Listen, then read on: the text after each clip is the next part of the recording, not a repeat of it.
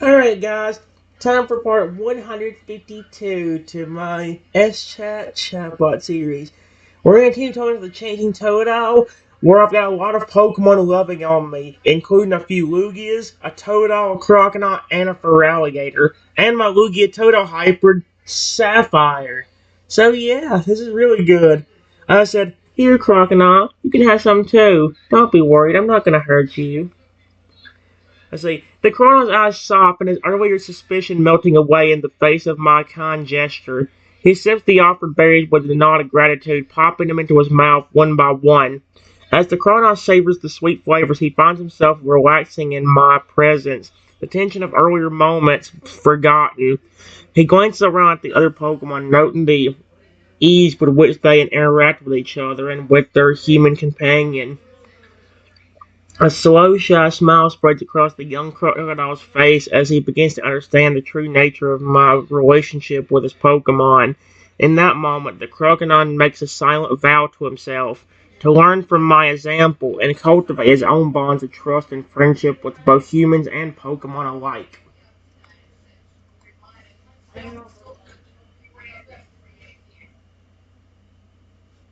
Mm-mm-mm.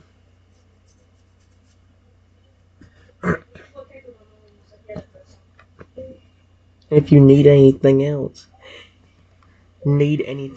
just let me know. I will be happy to help all of you.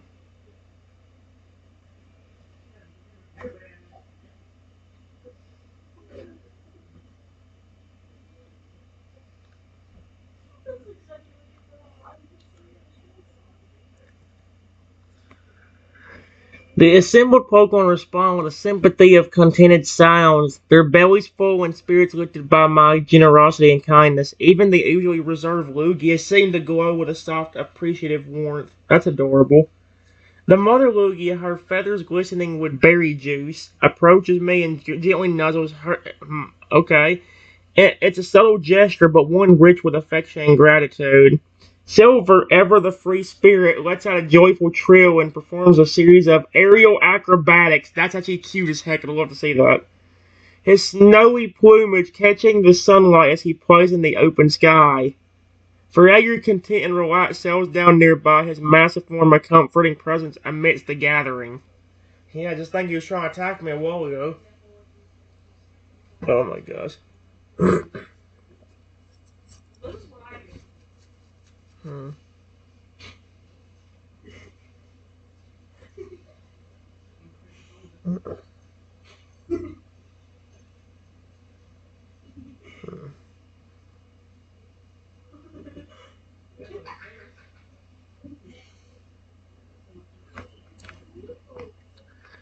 Then we hear a baby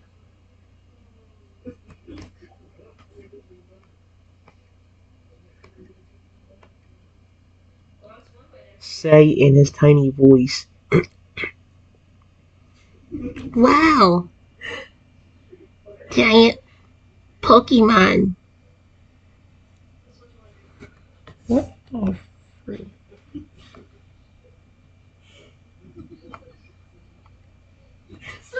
There we go. Oh, a baby. The Chrono chuckles at the baby Toad's awestruck exclamation. His own eyes still wild with wonder as he gazes upon the magnificent creatures surrounding him. Indeed, indeed, little one. He replies, his deep voice tinged with a hint of parental pride. These are truly remarkable Pokemon, blessed with great power and even greater hearts. The mother Lugia, overhearing the exchange, smiles warmly at the tiny Totodile. And remember, dear one, it's not just the size that makes them special, but the love and care they receive from their trainers and the bond they forge with others. As if on cue, the changing Totodile, still buzzing with excitement, scampers over to me and climbs onto his shoulder, nuzzling his cheek affectionately. Yeah. Shut the frick up!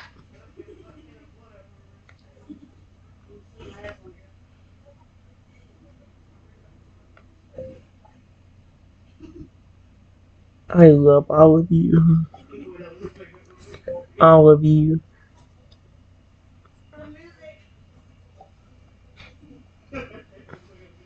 All of you.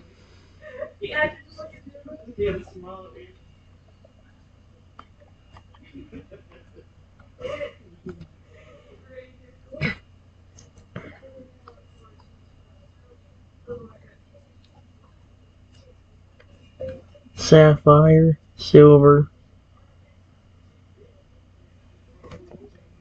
Whoa. Really? Now it gets it. Silver.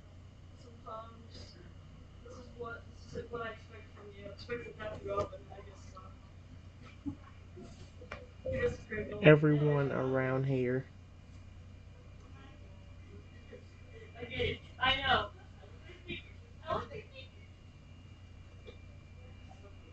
There we go. There we go. I love this dude. This is so cute.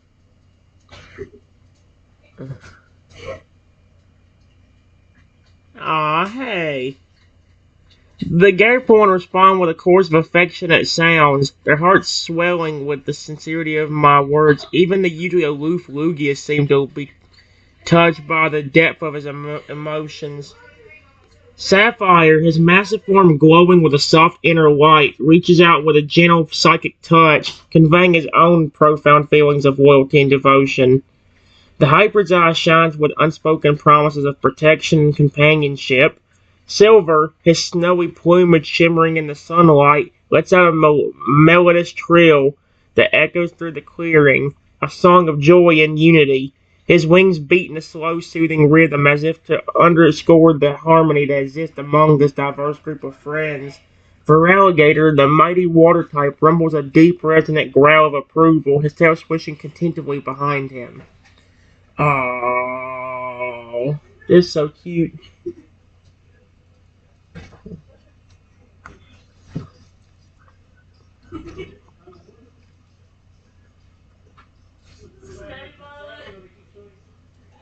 Heck,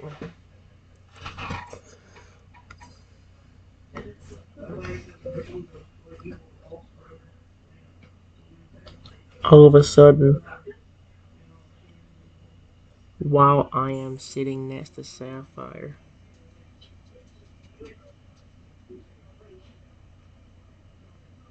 somebody comes out of nowhere and hits me in the head with a rock from a distance. Excuse me? What is wrong with people? Are they nuts? I think they are nuts. Completely nut jobs. I'm gonna call Chaos Crocodile. Great. Without hesitation, Sapphire springs into action, his massive form coiling protectively around my injured body.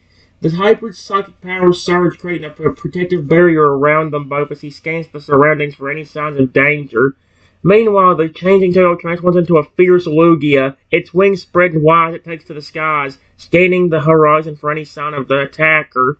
Its keen eyesight and sharp instincts are focused solely on protecting its trainer and friends.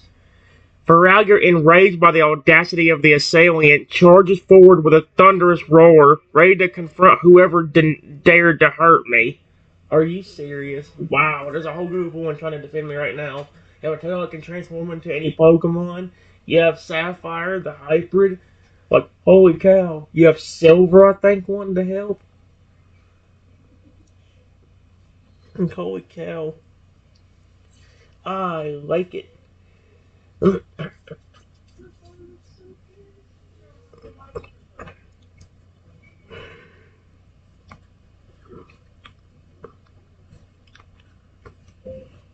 Whatever the person hit me with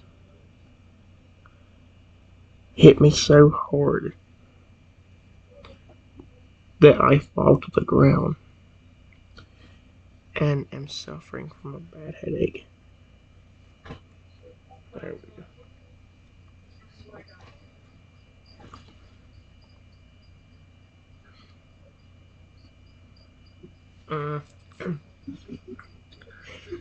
As I crumbled to the ground, the assembled Pokemon rushed to his side, their faces etched with concern and anger. Sapphire, still shielding me with his massive form, uses his psychic abilities to assess the extent of the injury. Oh, trainer, hold still. Sapphire murmurs, his voice calm yet firm. I'm going to examine your head and see if there's any internal damage. With gentle, precise movement, Sapphire, I would say, yep, my skull, searching for any signs of fracture or bleeding. Meanwhile, the changing Totodile, now back in his crocodile form, kneels beside me, offering what comfort he can with a reassured nuzzle against his trainer's cheek. That's adorable. Finally, for Alligator, still seething with fear, he remains vigilant, ready to pounce on any further threats that may arise. Holy cow. I love it. Hey, let's see. Let's figure out some things here. Hmm.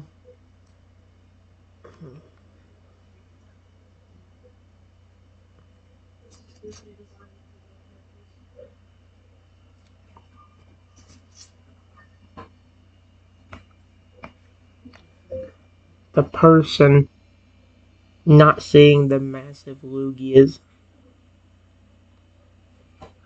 How does Lugias turn into blue gears?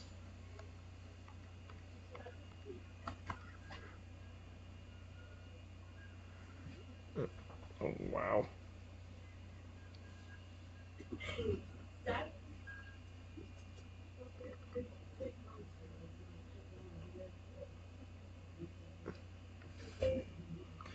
And Sapphire's immense size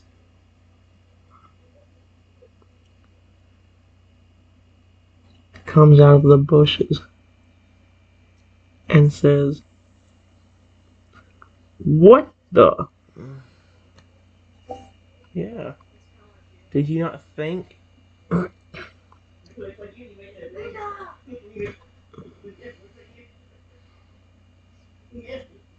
Oh my gosh. The figure emerging from the underbrush is a young man, no older than 20, dressed in tattered clothing, and carrying a crude wooden club. His wild, unkempt hair and sunken eyes betray a life spent in hardship and desperation. What the? The man spits out, his gaze darting wildly between the massive Lugias, Sapphire, and the smaller Pokemon gathering around me. For a moment, he seems frozen in terror, realizing the enormity of his mistake. But then a flicker of defiance sparks in his eyes. You think those big birds can stop me? He sneers, brandishing his club menacingly. Great. Now he's being threatening. I've been living on my own out in these woods for years. No one tells me what to do. Sensing the man's hostility shifts uncontrollably, his claws digging into the earth.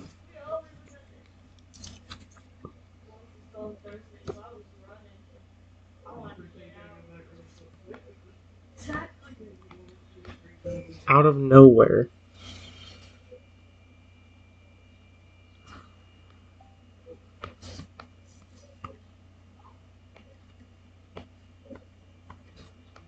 in his Lugia form, uses psychic power to pick up the man and teleport him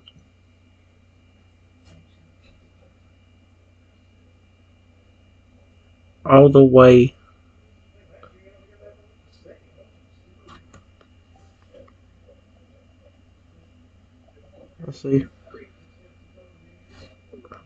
him far away from us.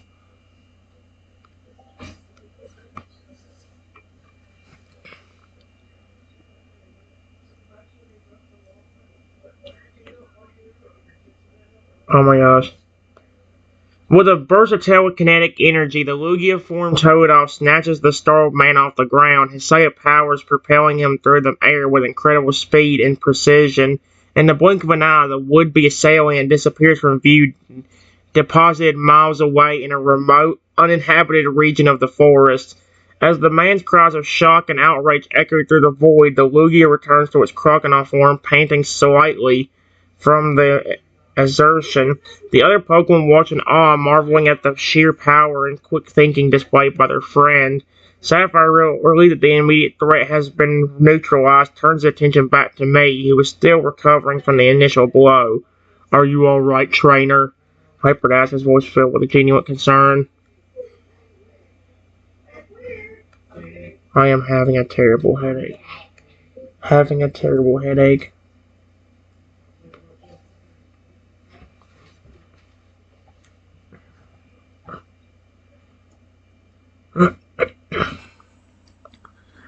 The assembled pool exchange worried glances, their expression softening with empathy. Faragher, sensing the distress, lowers his massive form until he's crouching beside his trainer, his warm breath. Okay. Don't worry, Trenton, the colonel reassures him, his voice gentle. We're here for you. Let's help take care of that headache. With a nod from Sapphire, the other Pokemon begin to work together, each contributing their unique abilities to ease my discomfort. Silver's soothing melody washes over the group, calming the mind and promoting relaxation. The mother Lugia, using her nurturing instincts, begins to radiate a gentle, restorative energy that penetrates the air. Okay, cool. You know what? We haven't talked to, let's do Rexy again. Let's do this for a little bit.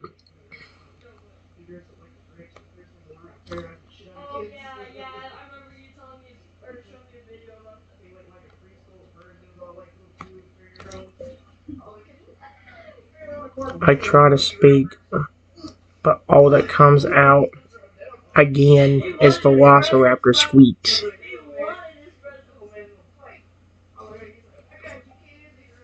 I said squeak. Squeak.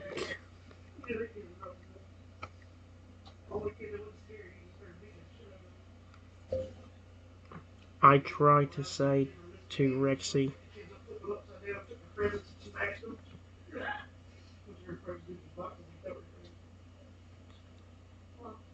Please don't accidentally attack me again. Nope. Accidentally attack me again. Like you did earlier. When you first became aggressive. After the curse.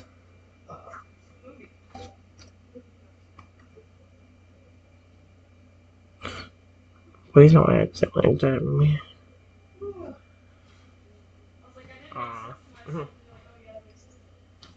Wait.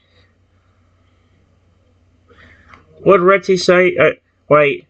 Still not able to speak, I continue making Velociraptor squeaks. Trying to say, no matter what form you're in, you're still the same sweet Tyrannosaurus Rex that you have always been. Yep.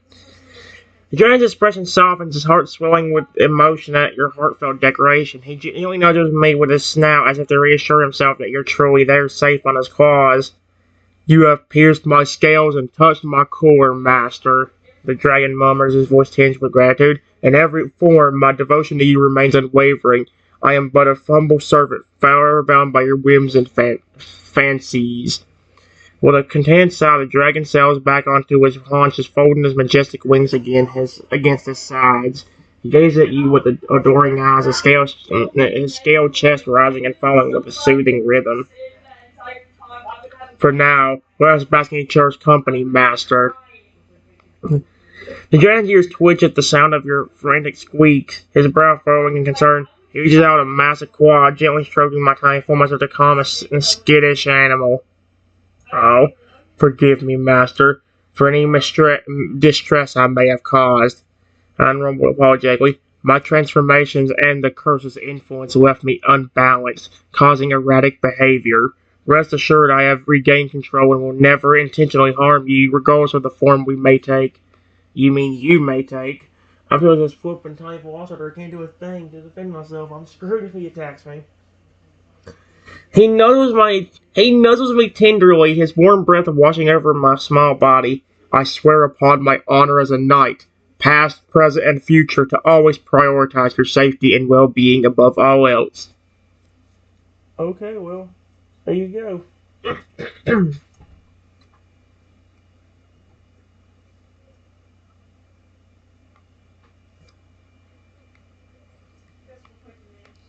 All of a sudden, Rexy starts to transform again, this time turning into a Triceratops. Excuse me?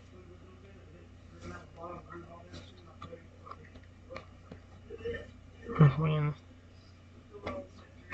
How the frick does he keep doing that? Oh no. He better not become aggressive on me. As the transformation takes hold, the dragon's body begins to shrink and change, his scales giving way to a tough, fibrous hide. His wings disappear, replaced by a distinctive frill atop its skull and three prominent horns, one large central horn flanked by two smaller ones. His serpentine neck shortens, becoming more robust, and his tail... Oh my gosh, I had to use that word. And his tail... I don't want to use that flipping word, I hate it. Trenton, cover your ears. And his tail thickens into a stumpy, muscular appendage. When the metamorphosis is complete, a Triceratops stands before you, its coat a mottled brown and gray. It regards you with intelligent, if somewhat dazed, eyes, its frill quivering slightly as it processes its new form. Holy Ceratopsians! The Triceratops mutters its voice a deep, guttural rumble. Not again!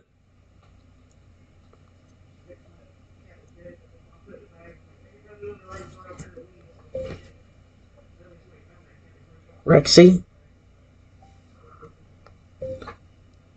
It's still you, and not your aggressive side, right?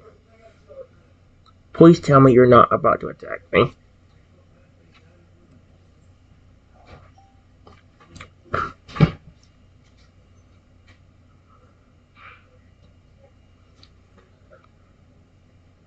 The Triceratops shakes its head, sending dust flying from its frill. It takes a tentative step towards you, its movements cautious and deliberate.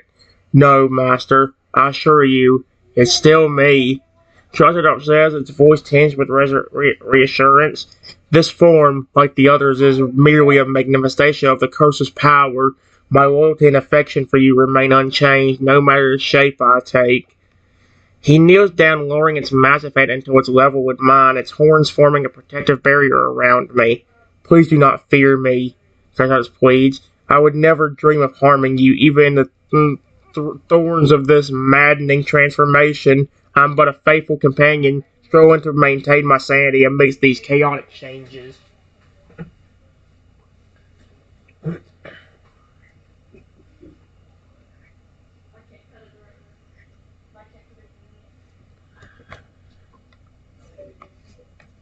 All of a sudden, Rexy transforms again. This time, growing into a massive Giganotosaurus.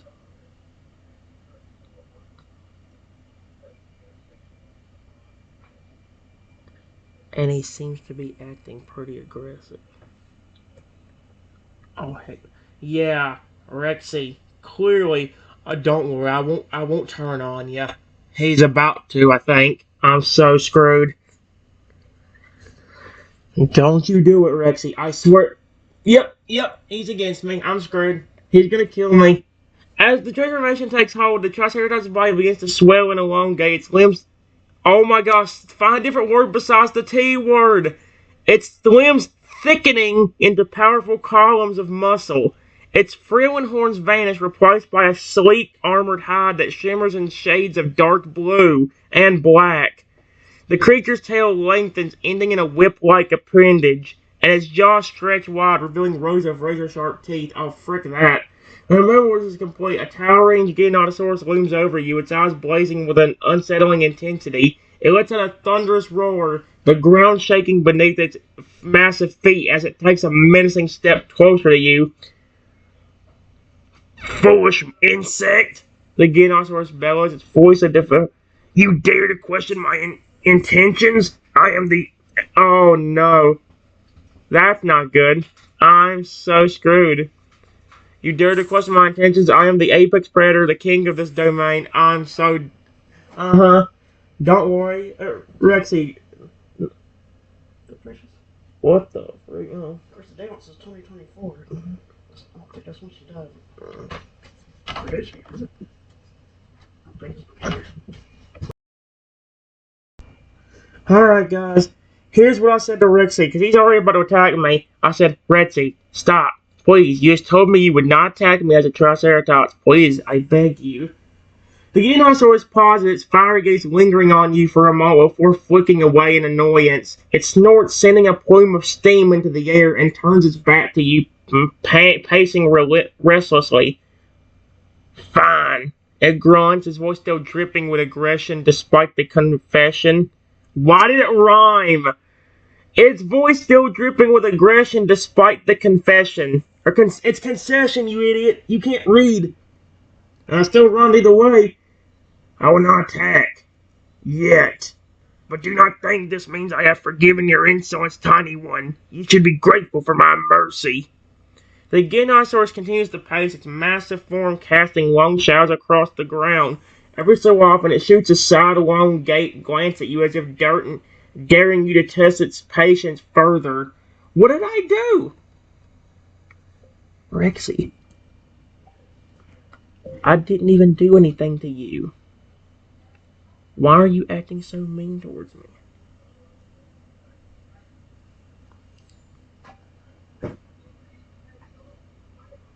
Oh no, he's gonna...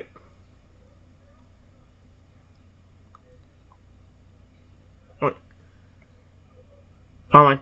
The Giganosaurus halts its pacing, spinning around to face me with a scowl etched across its reptilian features. It takes a threatening step forward, its claws scraping against the stone floor. You dare ask why? He growls, its voice low and menacing. Because of this wretched curse. That's why. It twists my mind, clouding my thoughts with rage and jealousy. I'm forced to lash out at the one being who should be safe from my wrath. You! The Giganosaurus rears back, its chest heaving with agitation as it struggles to contain its fury. I'm a monster, thanks to this accursed spell. It snarls, and monsters prey on the weak.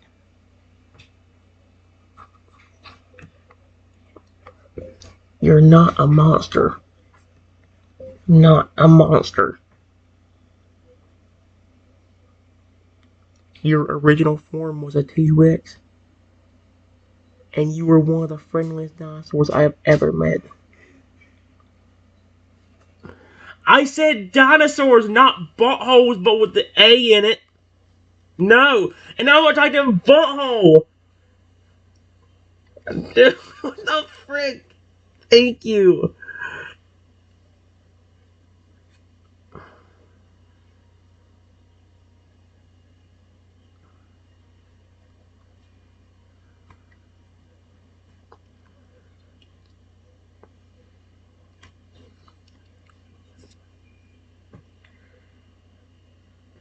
Okay.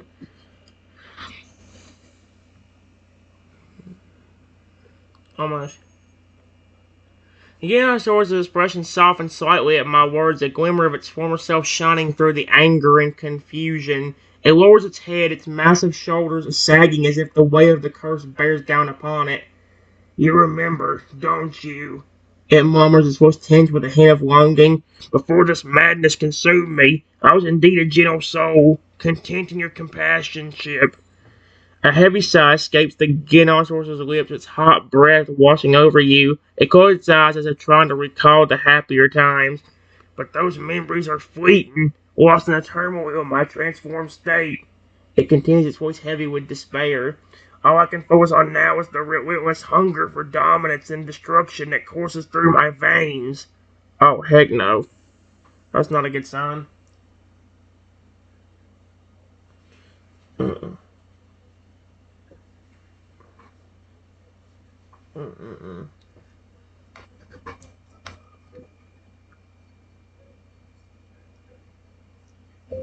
I am not the enemy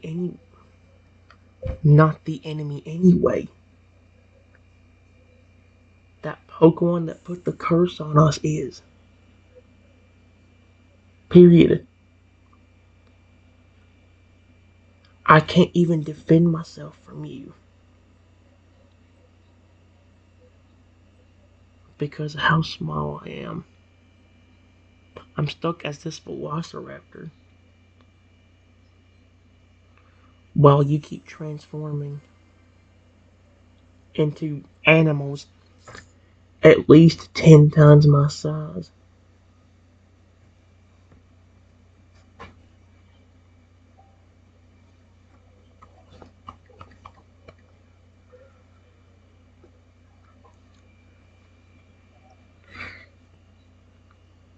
There we go.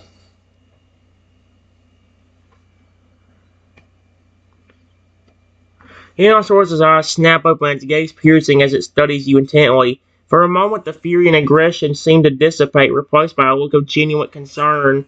You're right, it admits, its voice softer now. In my current state, I pose a grave threat to you, even unintentionally, and for that, I'm truly sorry. The massive creature takes a step back, creating some distance between you both. I will strive to maintain control, to resist the curse's influence. He vows. Let's see how long that takes. But I need your help. Why are you still calling me that? But I need your help, Master. Together we must find a way to break this enchantment and restore balance to our lives. The Giganosaurus extends a foreleg, offering you a gentle touch. Oh, heck no. If I get close to you, you're going to attack me.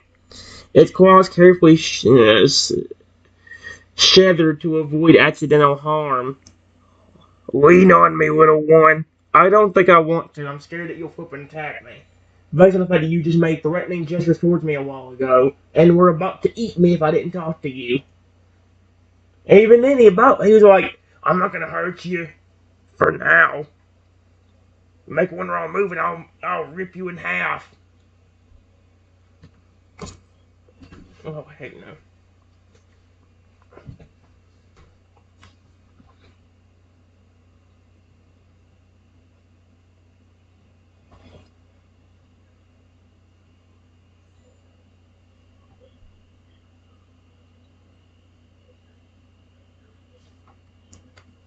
But if I do,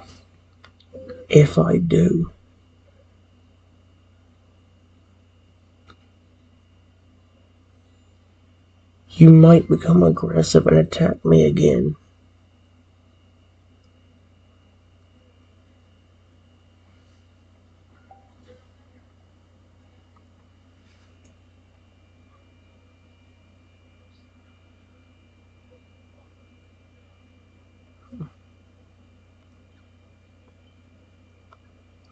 The Giganosaurus' expression turns pensive, its brow furrowed in thought. After a moment, nods slowly. You're wise to be cautious, Master. He acknowledges. I cannot guarantee my actions in these unpredictable transformations, but I promise to do everything in my power to prevent harming you. The creature's gaze drifts off as if contemplating the complexities of the situation. Perhaps we could work together to create a safeguard, a trigger, or a ritual to stabilize my form when the curse strikes. It suggests, with careful planning and practice, we might learn to or navigate these shifts without putting each other at risk. Giganosaurus looks back at me, its eyes filled with determination and a renewed sense of purpose. Together we can overcome this challenge, he declares.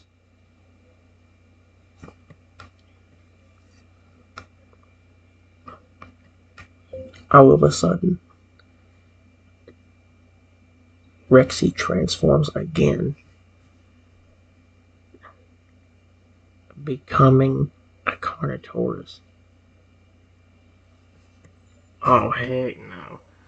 You better not be aggressive again.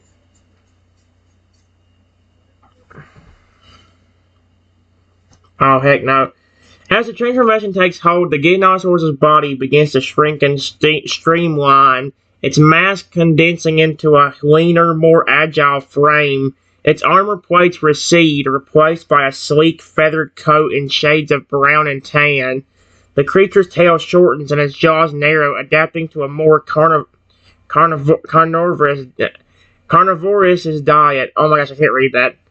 When the mammal is complete, a swift and deadly Carnotaurus stands before you, its eyes gleaming with a mix of curiosity and wariness. It tilts its head, studying you with a newfound intensity. Oh, heck no. Master, the Carnotaurus says, its voice lower and more raspy than before. We must proceed with caution. My instincts urge me to hunt, to claim territory and resources. The curse's influence is strong in this form. Oh, heck no.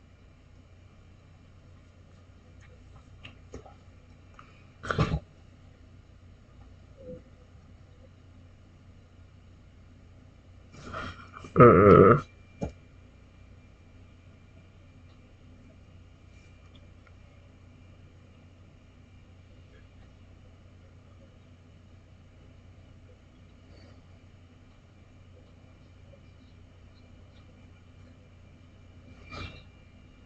I'm trying to think of what I could do if he thinks of eating me. Mm. All of a sudden, before I could say anything, Rexy becomes extremely aggressive and is about to eat me. Oh heck no, oh heck no, oh heck no. What in the Rexy, don't you do it. Oh no, I'm so screwed. Rexy's gonna flip and screw me over.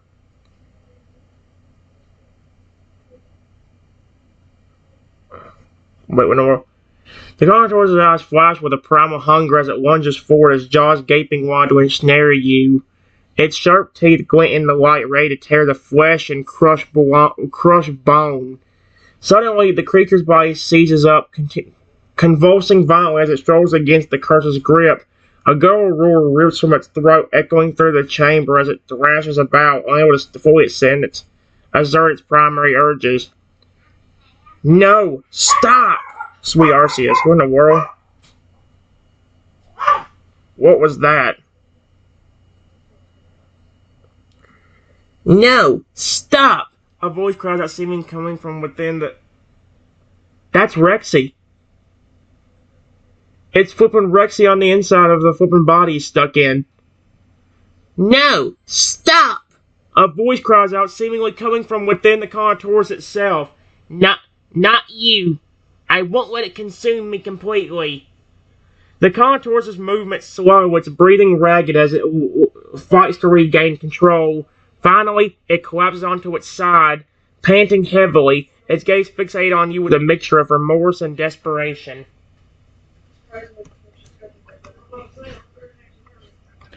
I want to go over and comfort Rexy, but I am extremely worried that he will turn against me and try to eat me.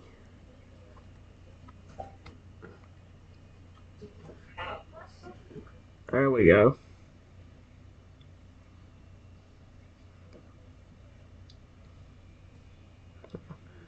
The Carnotaurus lies there, its chest heaving with exertion, its feathers ruffled and damp with sweat. Its eyes, usually bright and alert, are dull and haunted, trying to maintain focus as the curse wars within its mind. Oh, frick.